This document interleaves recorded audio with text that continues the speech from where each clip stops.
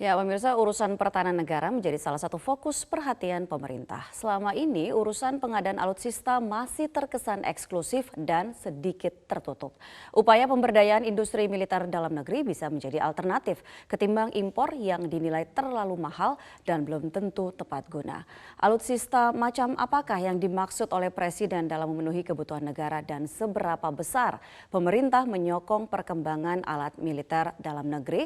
Untuk itu sudah hadir bersama kami ada Pak Muradi, Kepala Pusat Studi Politik dan Keamanan Unpad yang bergabung bersama kami dari Bandung, Jawa Barat. Selamat pagi Pak Muradi. Selamat pagi Mbak Ami, Assalamualaikum warahmatullahi wabarakatuh. Waalaikumsalam warahmatullahi wabarakatuh. Oke, kalau Pak Muradi melihat ini, mengapa Presiden sampai perlu membahas alutsista secara spesifik dalam ratas? Kemudian ada juga pesan yang tidak kalah spesifiknya diberikan kepada Menhan bahwa prioritaskan belanja produk dalam negeri, lalu tidak boleh ada kebocoran seperti itu. Nah, apa perhatian yang ingin ditunjukkan oleh Presiden?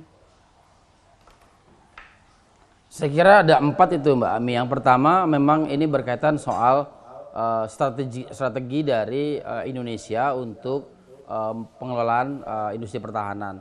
Kan memang ini juga menjadi concern beliau sejak 5 tahun yang lalu. Yang kedua ini berkaitan soal sejauh mana kemudian transfer of teknologi untuk pengembangan industri pertahanan. Karena ini kan beda dengan membeli mobil ya, karena ini tetap begitu kita membeli barang perlu juga ada yang namanya upaya keuangan yang memang menopang itu, misalnya untuk pengembangan TOT dan sebagainya. Yang ketiga ini berkaitan soal seberapa jauh kebutuhan dari postur pertahanan kita. Nah yang terakhir adalah ini kan model peperangannya berbeda. Perlu langkah yang memang bersifat tidak normatif, yang memang mau tidak mau, suka tidak suka, itu harus jadi perhatian dari Kemhan. Selama ini kan memang terjadi yang namanya business as usual ya, memang normatif, kemudian apa yang menjadi kebutuhan di lapangan dipahami sebagai bagian dari proyek dan sebagainya. Saya kira itu poin pentingnya. Oke, tetapi concern dari Presiden ini bukan hanya terjadi sekarang, dari Menhan sebelumnya atau baru sekarang ini Pak? Ya dari zaman Pak Gus Dur, kemudian Bu Mega, kemudian Pak SBY dan juga kemudian akhirnya Pak Jokowi 5 tahun kemarin, kan memang industri pertahanan ini menjadi dilema. Ada 3 problem yang saya kira perlu digarisbawahi. Yang pertama memang ini berkaitan soal apakah kita mampu memenuhi kebutuhan industri alutsista kita secara mandiri. Yang kedua, seberapa jauh kemudian negara memenuhi itu. Artinya kan memang begitu pengembangan industri pertahanan dia butuh keuangan yang tidak sedikit. Nah yang ketiga ini berkaitan soal kebijakan politik pertahanan. Nah 3 ini yang saya kira sampai hari ini baru ditegaskan kemarin oleh Pak Jokowi. Artinya ketika Pak Jokowi mengatakan bahwa harus ini harus itu, maka kemudian berarti negara secara eksplisit mengatakan bahwa memang negara siap untuk memenuhi itu. Karena begini Mbak, ada misalnya untuk pengembangan TOT itu 5% dari keuntungan dari masing-masing industri pertahanan.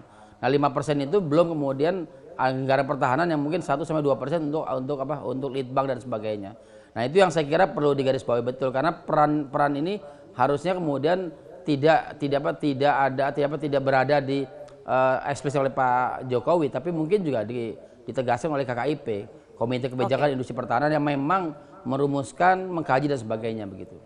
Baik, nah tetapi kan persoalan yang tadi Anda sebutkan itu soal 3 itu juga sudah diidentifikasi bukan baru sekarang, tetapi sudah dari dulu kita tahu ketika bicara soal industri pertahanan dalam negeri, persoalannya adalah apakah industrinya sudah siap.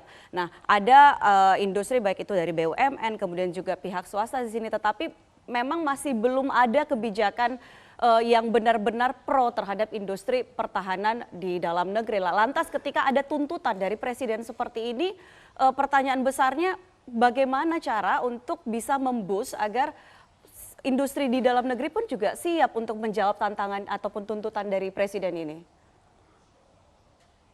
Saya ingin garisbawahi betul bahwa saya tidak meragukan sumber daya manusia kita di katakanlah 14 BUMN strategis ya. Saya tidak meragukan itu. Yang saya kemudian tunggu sebenarnya adalah komitmen dari pemerintah untuk menopang itu. Kan saya bilang dari awal bahwa pengembangan industri pertahanan berbeda dengan pengembangan misalnya industri otomotif begitu. ini memang apa namanya investasi jangka panjang yang memang mau tidak mau suka tidak suka membutuhkan topangan negara yang luar biasa. Saya sebutkan begini, ketika kita kemudian punya kerjasama dengan Korea saja misalnya soal pengembangan jet tempur yang dimiliki IFX yang dimiliki oleh Korea kan, itu kan sampai hari ini belum clear karena ada anggaran yang kemudian sampai hari ini belum clear apakah memang itu ditopang betul oleh negara atau tidak.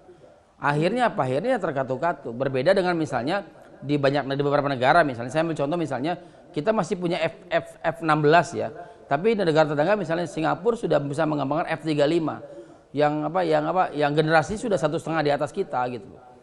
Artinya memang ini kembali kepada niat baik pemerintah, komitmennya harus ditunjang juga komitmen untuk memenuhi kebutuhan anggaran untuk bisa mengembangkan industri pertahanan itu sendiri gitu.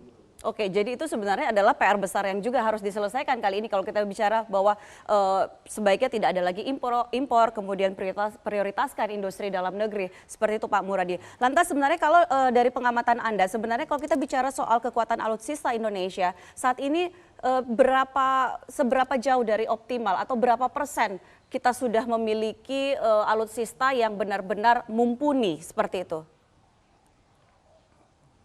Gini kan kalau dibilang katakanlah misalnya kita sama sekali tidak impor juga nggak betul karena memang kita belum bisa memenuhi betul. Katakan misalnya begini, ambil contoh katakanlah kita industri yang berkaitan soal pesawat tempur saja, itu kan kita belum memenuhi betul kebutuhan itu. Kita masih bergantung pada impor. Nah problemnya adalah sejauh mana kemudian kita bisa bekerja samakan dengan misalnya pengembangan untuk TOT-nya, transfer of teknologinya.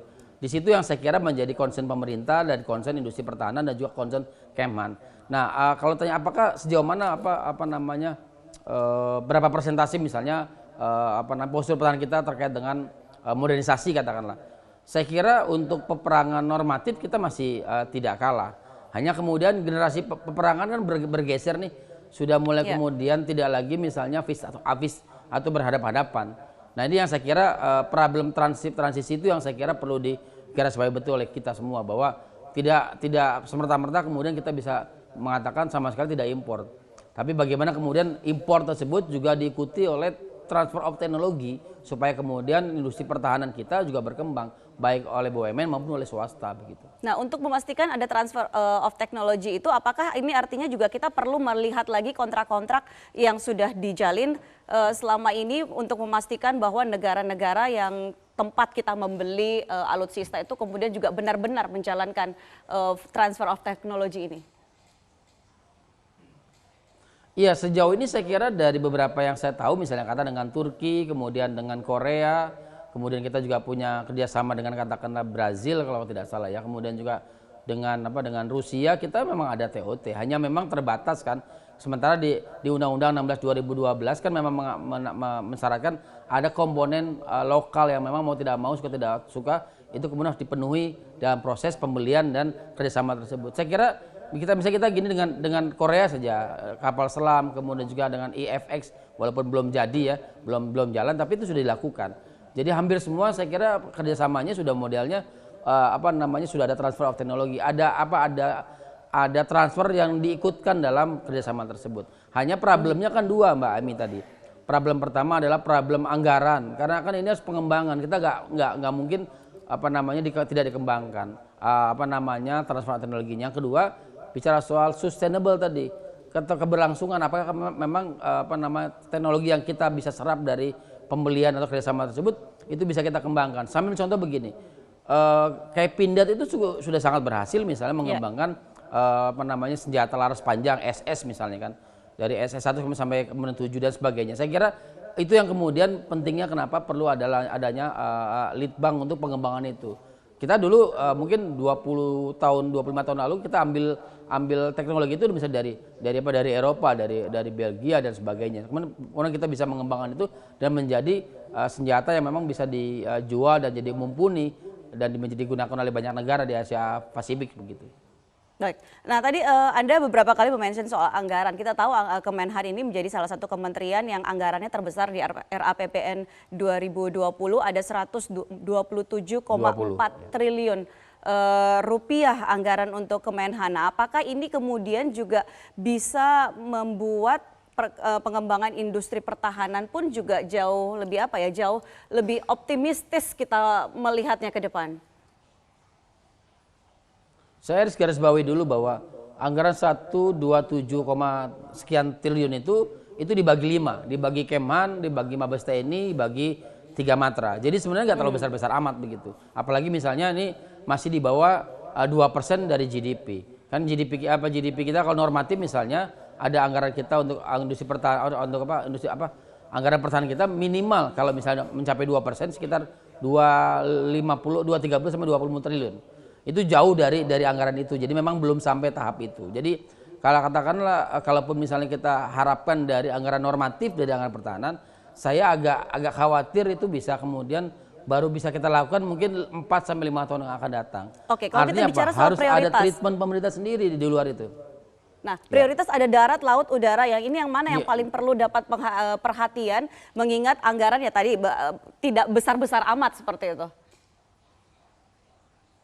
Ya, kalau mau bicara soal itu kan kita lihat prioritas dari kebijakan politik pertahanan kita. Kalau sekarang kan mau dikembangkan misalnya soal poros maritim, maka laut dan udara yang kemudian harus dikembangkan. Katakanlah itu yang kemudian menjadi titik kulminasi kita untuk konsentrasi kita untuk pengembangan di situ. Sementara untuk darat kan kita bisa mengembangkan untuk misalnya lebih pada perlu penguasaan teritorial, dan itu sudah dilakukan dengan sangat baik oleh teman-teman di Angkatan Darat gitu loh. Baik, terima kasih Pak Muradi. Kita nanti akan sama-sama menunggu seperti apa kebijakan yang akan dikeluarkan oleh pemerintah untuk benar-benar bisa mendukung industri pertahanan di Indonesia bisa berkembang seperti itu. Terima kasih sudah bergabung bersama kami dalam Metro Pagi Prime Time.